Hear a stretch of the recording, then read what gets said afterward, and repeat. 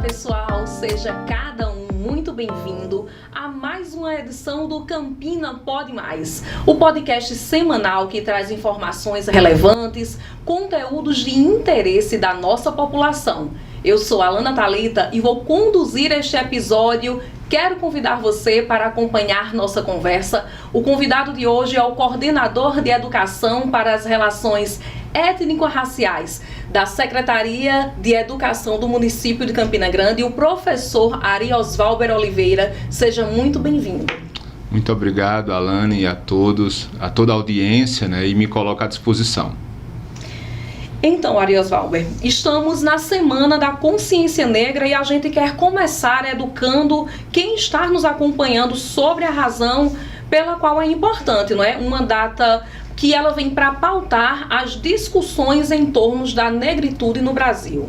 Exatamente, as datas elas são disputadas pela sociedade, existe uma disputa pela memória social e o Dia da Consciência Negra ou o mês da Consciência Negra é uma data que foi reivindicada pelos movimentos sociais negros desde o início do século XX, que conseguiram colocar na agenda nacional como data da memória do povo negro brasileiro, que é a data da morte de Zumbi dos Palmares e que representa toda a trajetória de resistência, de dor e de luta do povo negro.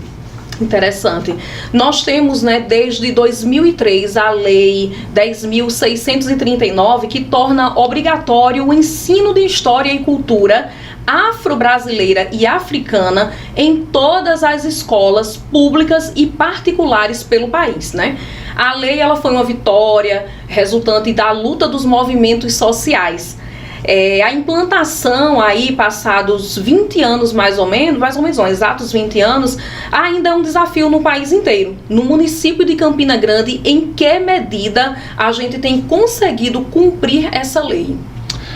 A lei 10.639, como você também colocou, já passou 2 décadas de existência e ela torna obrigatório, como você também colocou, o ensino da história e a cultura afro-brasileira e africana. Ela foi ampliada em 2008, com a Lei 11.645, que incluiu o indígena, e ela impôs para as redes educacionais, da educação básica e do ensino superior, um grande desafio, que é pautar a educação para as relações étnico-raciais. E antes da lei já existia um conjunto de leis municipais e estaduais em todo o Brasil apontando para o ensino da cultura afro-brasileira. Por exemplo, em Campina Grande, nós vamos ter uma lei de 93, 97, e essa lei de 2013 é uma lei federal, Então, existe ainda um grande desafio, existem muitos avanços, e Campina Grande tem algumas particularidades, Nós temos foi instituída uma coordenação de educação para as relações étnico-raciais. Quando? Em 2021. Então isso é uma ação muito importante do poder público.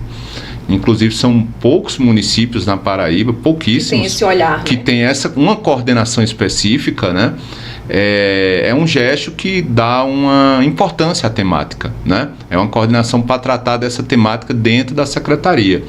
Nós temos também aqui um projeto muito importante, muito relevante, que é o projeto Capoeira nas Escolas, Todas as unidades escolares, fora as creches, os estudantes têm direito à aula de capoeira, que é algo extremamente importante. E isso coloca Campina Grande aí em um ranking, não é?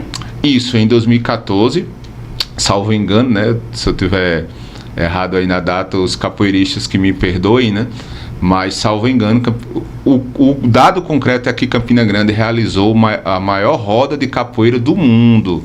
Foi no Parque do Povo, registrado pelo Guinness, Eu acredito que foi 2014, eu posso estar enganado, mas o fato concreto é que Campina Grande detém o recorde mundial da maior roda de capoeira praticada no mundo. E hoje todos os alunos da rede municipal praticam capoeira nas escolas. Tem direito, o estudante tem direito à aula de capoeira, Ainda as creches não têm direito ainda, mas há um processo... Ter direito também quer dizer ali que ele também tem escolha, é isso? Exatamente.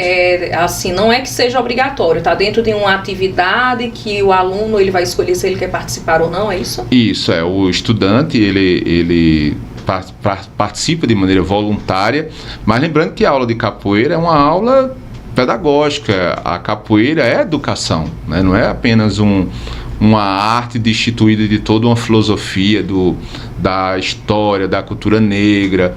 Há toda uma carga pedagógica, didática de grande relevância.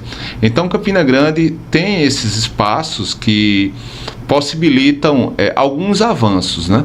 Mas, e Campina Grande recentemente aderiu ao Plano Nacional, o PNEERC, que é o Plano Nacional de Educação, o Plano Nacional de Equidade, Educação para as Relações Étnico-Raciais e Educação Escolar Quilombola. Campina Grande não tem aqui no nosso território, nós não temos um quilombo, né?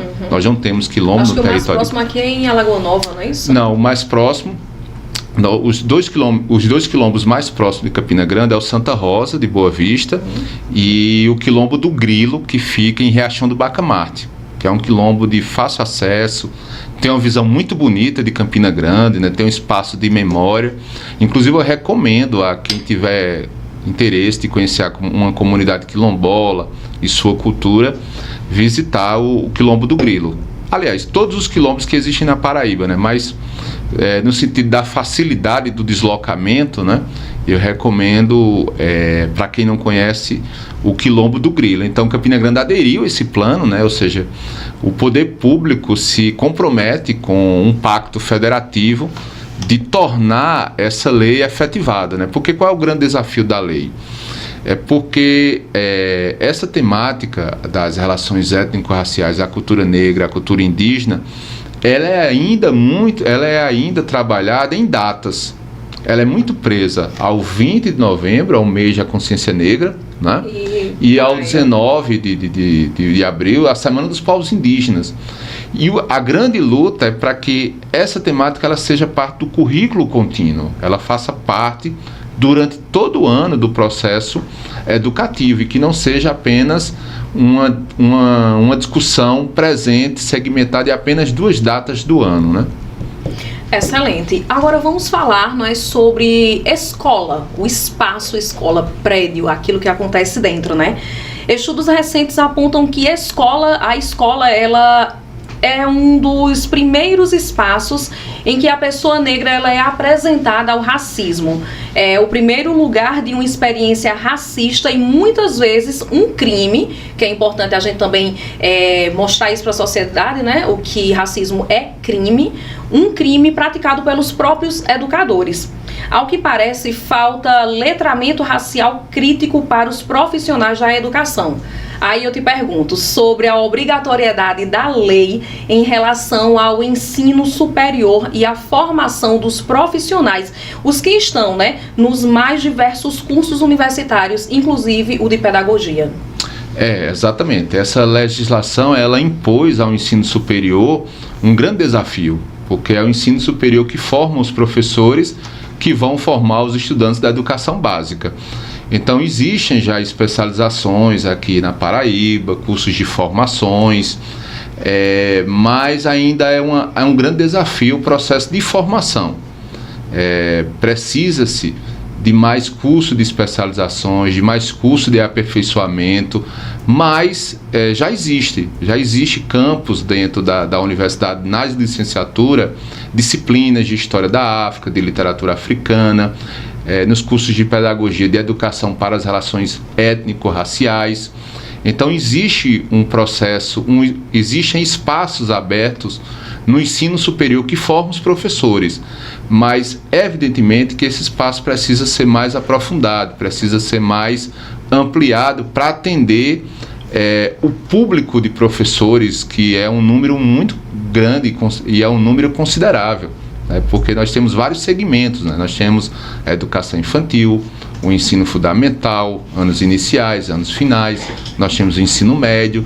Então são várias dimensões da educação básica que merecem o atendimento, que merecem uma formação, os professores merecem e necessitam de uma formação continuada. A nossa coordenação, né, de educação para as relações étnico-raciais, que eu estou à frente, né, Eu digo estou porque a coordenação permanece, mas nós estamos de passagem, né? Dando nossa contribuição. Nós estamos fazendo processos de formações com os professores, com os gestores e, sobretudo, pensando na questão do letramento racial, né? Que é de fundamental importância, né? O letramento racial crítico, a leitura crítica das relações raciais no Brasil e suas representações. E você tocou em algo muito importante, a questão do racismo. O quanto a escola é um dos primeiros espaços sociais onde o estudante negro vai sofrer o racismo. As pesquisas mostram isso, revelam esse dado. Então, diante disso, nós também estamos instituindo o protocolo antirracista. É a nossa intenção, estamos lutando para isso, que até o dia 24 de novembro, né, após o 20 de novembro, nós estejamos instituindo aqui em Campina Grande o protocolo antirracista intraescolar. Ou seja, é um documento preventivo, educativo, que é um auxílio político-pedagógico para as escolas e as creches terem, quando ocorrer casos de racismo dentro do espaço escolar. Lembrando que isso não é invenção da nossa coordenação, isso é uma política que já está sendo adotada há alguns anos em muitos municípios e estados brasileiros. Arielzo Albert, pegando esse gancho que você acabou de dizer, né, que existe um protocolo, já tem dados de ocorrência de crime de racismo e como foi atuado, de como foi resolvido, qual foi o papel da SEDUC, né, a Secretaria de Educação, para intervir, e não somente pedagogicamente, não é? Porque acho que a pedagogia, ela vem de forma para ensinar e prevenir, mas tem algum caráter punitivo? Já ocorreu algum caráter punitivo dentro dessas ações? Não, até eu estou há poucos meses, né, nós não recebemos nenhuma. De fato, né, nós sabemos que racismo e injúria racial é crime, né, é crime inafiançável. Essa lei, ela não existe essa de eu tenho uma opinião, que essa é a minha opinião quando se trata de racismo, né? Pode até ser a opinião de alguém, mas lembrar que é crime, é uma opinião que consta como um crime, não é isso? É crime, com certeza. Olha, o que nós fizemos uma pesquisa diagnóstica, né, com escolas e creches, né, fazendo um questionário com gestores, perguntando sobre casos de racismo ou conflitos raciais, e nós coletamos, né, uma faixa de 30%, né, de relatos de conflitos raciais, de expressões racistas, né? Porque, veja bem, o racismo que ocorre no espaço escolar, ele é o racismo velado, mas que tem que ser enfrentado, mas é o racismo, é aquilo que o José Adilson Moreira, que é um jurista que eu gosto muito, ele chama de racismo recreativo, né? São as crianças e adultos reproduzindo o racismo que ocorre na vida cotidiana da sociedade. E são as expressões, as brincadeiras, evidentemente que são práticas e ações que devem e têm que ser enfrentadas, né? Mas o protocolo, ele não é um documento policialesco nem punitivista. Ele é um documento preventivo, é um documento que diz simbolicamente e materialmente que é o seguinte, que na escola e na creche nós temos um documento que vai lidar com os casos de racismo, né? Mas é um documento, sobretudo, preventivo e pedagógico didático. Enfrentar esse racismo a partir do diálogo, da educação, do letramento racial, né? Da conscientização. Evidentemente que caso ocorra casos mais graves, mais consequentes, é preciso acionar os órgãos de justiça, né? Mas, a rigor, a ideia, que não é só de Campina Grande, é dos protocolos que são adotados em muitos municípios e estados brasileiros, é ser um documento educativo. O que não pode... Por que é que surgiu os protocolos antirracistas? O que não pode é ficar, esse debate ser silenciado. Todo mundo perceber que acontece, né? Um estudante com uma expressão racista com outro, às vezes até mesmo um professor ou um funcionário. O que não pode nós nos silenciarmos diante desses acontecimentos que acontecem no dia a dia da sociedade, né? Faz parte do cotidiano, né? Homens e mulheres negros e negras sofrem o racismo na sua vida cotidiana, e a escola faz parte da sociedade. Então, na sociedade, de alguma maneira, essas questões elas ocorrem no seu dia a dia. O que não pode é nós mantermos um silêncio, como se nada tivesse acontecendo e que apenas vamos ficar presos a palestras ou rodas de conversa no dia 20 de novembro. Como se não falar sobre faz com que aquilo não exista. E falando aí também, ainda pegando o gancho sobre formação, né? A formação, vamos dizer, dos atores principais dessa educação. A gente tem uma lacuna na formação, mas temos também a dificuldade de instrumentalização para a realização do trabalho em sala de aula. Recursos didáticos, pedagógicos sobre o tema que podem ser escassos. Foi pensado nisso que a Coordenação de Educação para as Relações Étnico-Raciais elaborou o catálogo audiovisual. É o Afroflix Educação 2025 e o catálogo literário, a Afroteca Campina 2025. Foi por isso? Isso, exatamente. Hoje nós temos um grande acervo de livros didáticos. Eu queria que você também dissesse como que os professores eles vão ter acesso, além de eles existir, como é que eles fazem para ter esse acesso? Pois bem, nós estamos apostando em dois eixos, né? Formações continuadas, evidentemente que o ano está acabando em 2025, mas em 2025 nós pretendemos fazer uma formação continuada permanente de letramento racial, com as professoras das creches, do ensino fundamental, da educação de jovens e adultos, enfim, de todos os segmentos que compõem as unidades escolares da rede. E aí nós fizemos um diagnóstico e houve uma demanda, né? Nós recebemos uma devolutiva de boa parte das escolas solicitando acervo pedagógico para o professor, a professora trabalhar a cultura afro-brasileira, a cultura africana em sala de aula. Então, nisso, a gente fez uma brincadeira com a Netflix, né? A gente criou a Afroflix, que é um catálogo de filmes, documentários, de cinema, de domínio público, né? Evidentemente, a gente tomou esse cuidado, né? Também a gente tomou o cuidado de recomendar que o professor assista antes de trabalhar com seus estudantes. Então, é muito interativo, são hiperlinks, né?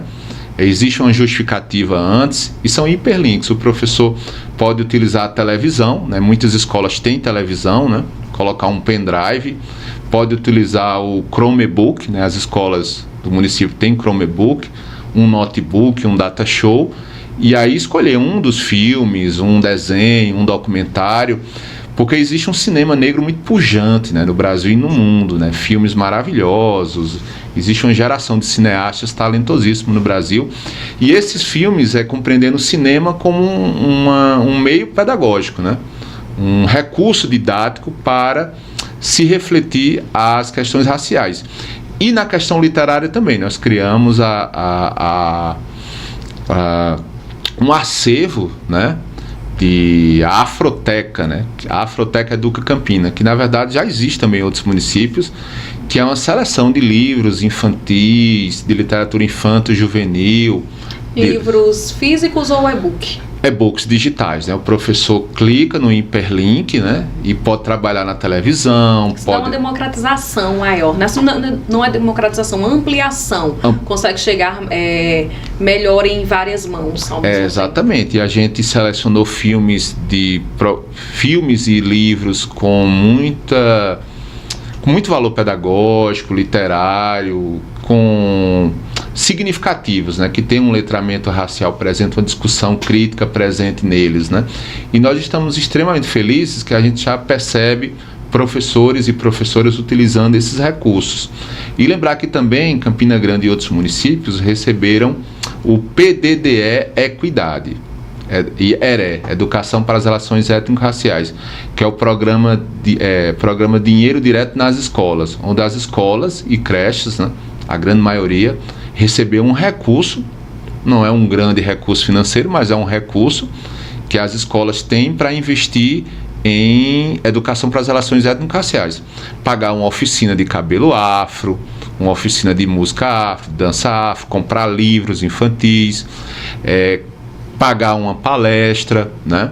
Então isso também é um reforço, é um gesto, né, aprofundando a busca pela equidade racial, porque a palavra-chave hoje nas políticas públicas em educação no Brasil é a equidade racial.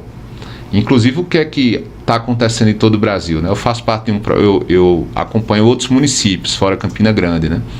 Eu dou auxílio a Arroio do Sal, Rio Grande do Sul, Mandaguaçu, Paraná, Olhos d'Água, Minas Gerais, Mombaça, Ceará, e nós estamos implementando lá um projeto de gestão da equidade racial, né? Muito interessante. E qual é a grande chave hoje? É a questão dos recursos financeiros. Não sei se vocês sabem, mas o Fundeb foi aprovado em 2020, né? O Fundeb hoje é uma lei constituída, é o fundo que financia os municípios e estados, e existe um recurso adicional, um recurso muito importante para os municípios e estados, que se chama o VAA, Valor Aluno Ano Resultado. Para o município receber ou para o estado receber, né, de todos que fazem parte do Brasil, é preciso atender algumas condicionalidades, entre elas a redução da desigualdade social e racial.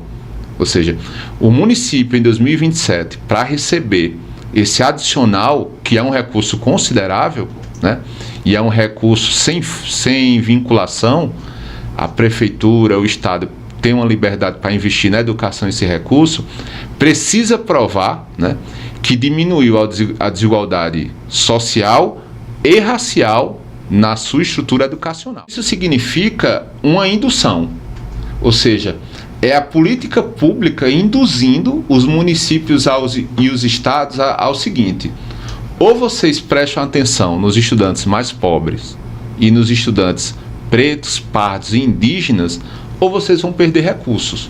Entendi. Comprovem que vocês estão que os bons resultados da educação pública estão atingindo os estudantes mais pobres, aliás, de menor nível socioeconômico, e os estudantes pretos, pardos e indígenas.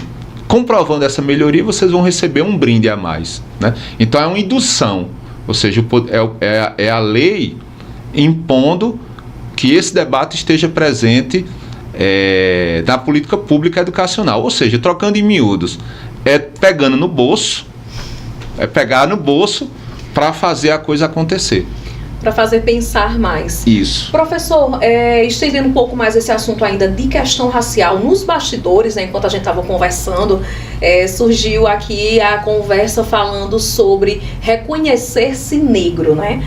A gente sabe que ser negro, reconhecer-se negro é um processo, ele é constituído, é um ato político, né?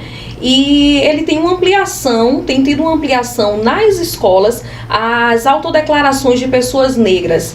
Isso é importante para evidenciar como a gente se lê racialmente. Para evidenciar essa questão, né, as pessoas saberem se autodeclarar se sou negro ou não sou. Até perguntei como você se reconheceu negro, né? Até porque você não é um homem preto retinto. Conta pra gente, a SEDUC, ela está fazendo seu próprio censo, né? Como está esse mapeamento das autodeclarações raciais dentro das escolas? Excelente pergunta. Esse é o tema que eu tenho mais orgulho, porque nós criamos uma campanha que, inclusive, rendeu bons frutos para o nosso trabalho. Inclusive, recebemos convite para outros municípios, enfim, compartilhar nosso material.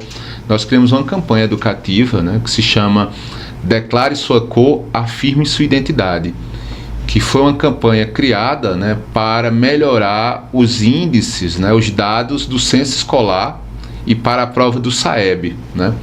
Porque no Brasil existe um problema, hoje diminuiu muito, que era a não declaração do censo escolar, né? A gente sabe que o IBGE, né, o Instituto Brasileiro de Geografia e Estatística, nós temos 5 categorias de raça ou cor, né? Preto, pardo, branco, amarelo e indígena. Os negros são os pretos e os pardos, né? A partir do Estatuto da Igualdade Racial de 2010.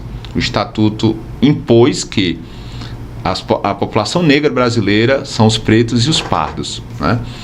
Mas esses dados estavam em grande defasagem na matrícula escolar. Não existia uma preocupação, né? E aí não é só Campina Grande, é a nível de Brasil, né? Em 2023, de cada 4 estudantes matriculados na rede pública, né, apenas um tinha sua autodeclaração presente na matrícula, né? Então, E a matrícula quem faz são os pais, então os pais quem declaravam, mas também tem provas que os alunos, as crianças fazem que elas também precisam se declarar, não é? Perfeito, excelente, isso mesmo. O estudante com menos de 16 anos, quem faz a autodeclaração na matrícula é o responsável, pai, mãe, tio, tia, avô, enfim, um responsável. Em provas de avaliações externas, como o SAEB, como o SAMA, o CIAV, quem responde, o estudante do 5º, do 9º ano e do 3º ano do ensino médio, quem responde à autodeclaração são os próprios estudantes.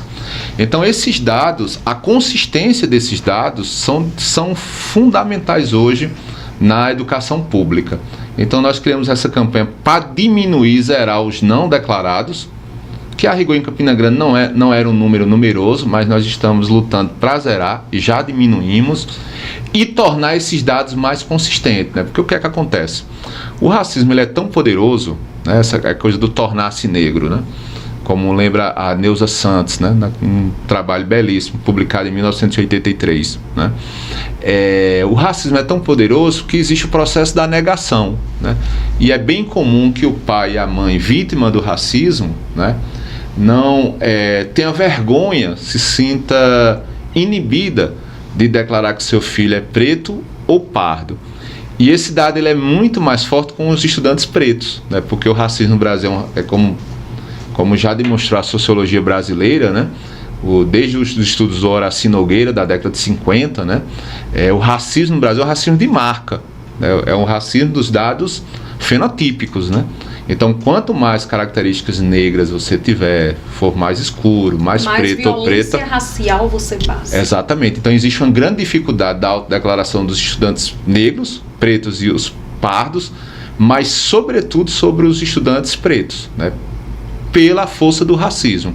Mas nós já temos alguns dados muito animadores, né? Nós já diminuímos e esses dados estão mais consistentes. E eu fico muito orgulhoso, né?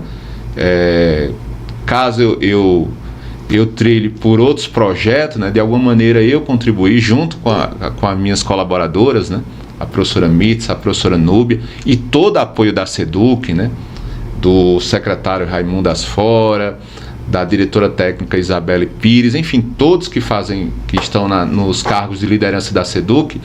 Eu estou muito orgulhoso com essa campanha, porque nós criamos o debate ficou posto, ou seja, as escolas e creches a partir de então vão ter que prestar muita atenção nesses dados, porque esses dados garantem recursos e a inclusão da cidadania desses estudantes, que não são apenas para os estudantes negros, né? É importante que todos os estudantes conheçam a sua identidade, né? No sentido da raça ou da cor, né? Seja preto, seja branco, seja amarelo, seja indígena, né?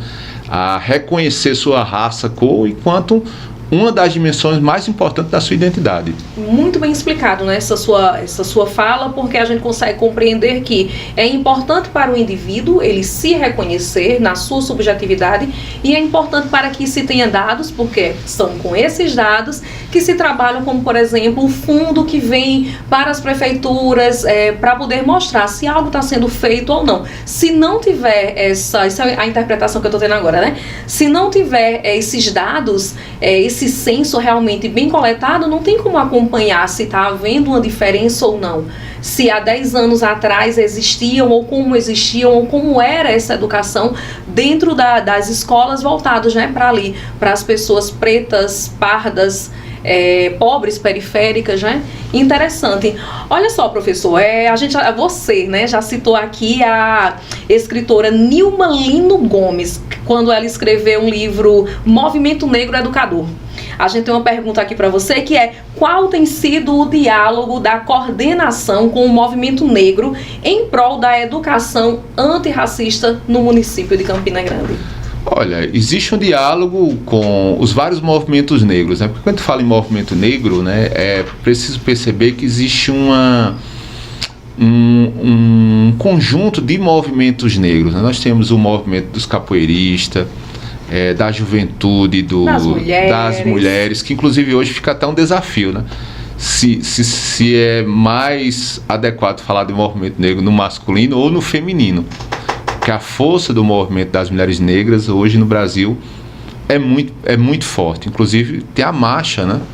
É um movimento que consegue levar centenas de mulheres para Brasília e que instituíram uma pauta própria e que é importantíssima, né? Então existe esse diálogo com os movimentos nessas suas múltiplas dimensões, né?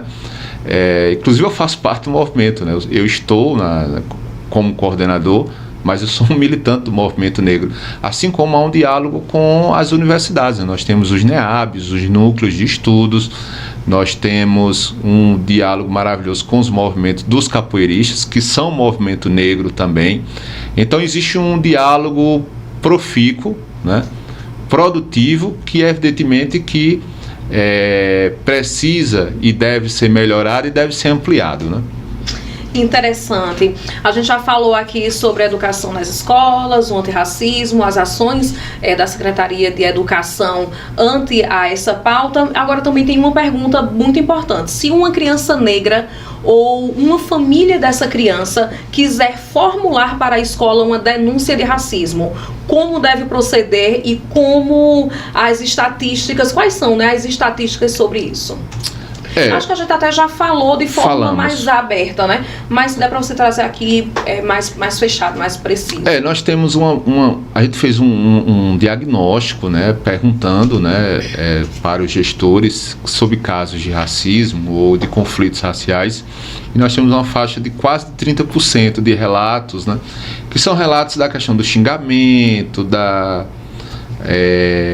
dessas coisas do cotidiano da sociedade e da escola, né? A piada, que não são piadas, jogam, né? Como bullying, né? Que colocam ali na caixinha do bullying. Que são gestos e práticas racistas, né? Então, diante dessa tua pergunta, é por isso que nós estamos lutando, né? Estamos fazendo um esforço hercúleo, né? Para publicarmos ainda esse ano o protocolo antirracista. Inclusive o protocolo antirracista, ele garante o sigilo, o acolhimento dessa vítima do racismo e todo o processo de cuidado, né? Vai ter um formulário, né, do caso, né, notificando o caso, o diretor assinando, o responsável assinando, né? Então nós pretendemos lançar neste ano. Nós estamos trazendo agora, dia 24, a professora Clélia, que é a diretora da Educação para as Relações Étnico-Raciais do Ministério da Educação, né? Que é uma pessoa muito importante a nível de MEC, e nós pretendemos lançar no dia 24 e em 2026 trabalharmos um conjunto de informações sobre esse protocolo e sobre esses formulários de atendimento. Evidentemente que vai ser constituído também uma comissão, né? Não é apenas a coordenação, né? Nós vamos ter psicólogas, assistentes sociais, profissionais de educação infantil, representantes dos estudantes, né? Tem data marcada? Tem a nossa pretensão, né? Nós estamos correndo. Aproveite e já faz convite aí para quem estiver assistindo. Pois é, dia 24 às 18 horas no auditório do Instituto Federal da Paraíba. Nós vamos ter uma palestra com a professora Clélia, professora do MEC, né? Diretora da Educação para as Relações Étnico-Raciais, sobre educação para a equidade raciais, né? Caminhos para a garantia de direitos. E neste momento, nesse dia 24 à noite, nós pretendemos lançar o protocolo antirracista intraescolar, né? O protocolo antirracista dos casos que acontecem dentro da escola, né? Do espaço escolar. Hoje, como você define o trabalho da coordenação? Ela está tecnicamente centrada no conceito de uma educação antirracista, uma educação racializada ou de uma educação preta? Ela está centrada em duas concepções. Eu posso dizer educação para as relações étnico-raciais, né? Entendendo a temática das relações étnico-raciais a partir da perspectiva da diversidade, né? Da valorização da diversidade, da cultura, dessa diversidade formativa que constitui o povo brasileiro, a sociedade campinense, e antirracista, né? Acredito que são esses dois eixos, né? Uma educação para as relações étnico-raciais, né? Percebendo as relações raciais na sua dinâmica escolar e da sociedade, e o antirracismo, ou seja, não apenas a constatação do racismo, mas o enfrentamento ao racismo permanente, né? Uma educação antirracista que se volta ao enfrentamento ao racismo. A gente está chegando já no final, né? Estamos caminhando para o fim. E antes de encerrar, da última pergunta mesmo, eu gostaria que você deixasse uma mensagem para as pessoas que não fazem parte do movimento, não se leem como negras, como pessoas pretas, porque é entendido que quando a gente consegue falar dentro da nossa bolha, esse tema ele é super bem aceito, mas a escola, é como você já colocou, ela é diversa. Ela tem pessoas brancas, crianças brancas, professores brancos, tem pessoas que nunca tiveram acesso ao conteúdo de leis antirracistas, a educação antirracismo. Deixa uma mensagem para essas pessoas no sentido de trazer mesmo elas assim para se abrirem, né, para descobrir um pouco mais, porque eu acredito que não faz sentido a gente falar apenas para um público que sofre. Eu acredito que o letramento racial ele é justamente para trazer conhecimento a quem não tem. Fala um pouquinho sobre isso. O convite, todos nós brasileiros, né, todos nós que vivemos na sociedade campinense, paraibana e no Brasil, nós queremos um mundo mais justo, um mundo mais inclusivo, uma sociedade mais solidária, e nós temos que enfrentar várias questões para alcançarmos esse mundo, essa sociedade. E um dos enfrentamentos é o racismo. E é preciso que todos nós tenhamos a percepção de que a luta contra o racismo é uma luta de todos, negros, brancos, amarelos, indígenas. O enfrentamento ao racismo e à discriminação contra os negros e os povos indígenas é uma agenda que deve ser de toda a sociedade, de toda a escola, porque nós não podemos aceitar que em dias atuais as pessoas elas sejam tratadas de maneira constrangedora, de maneira agressiva, subalternizada, apenas pela sua cor da pele, por suas características físicas, por ter uma religião de origem afro-ameríndia, de praticar uma cultura negra. Nós não podemos aceitar isso. Então, a mensagem é que sejamos todos antirracistas.